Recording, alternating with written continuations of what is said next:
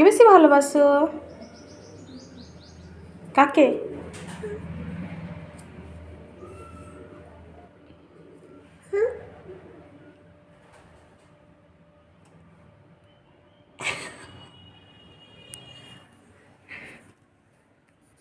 তোমার নাম কি?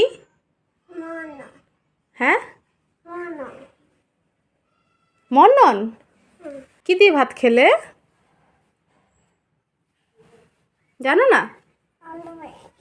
আলু মেখে। ও বাবালে। আর তুমি ইয়েতে কি বলে দি ভাইয়ের সাথে ঝগড়া করো?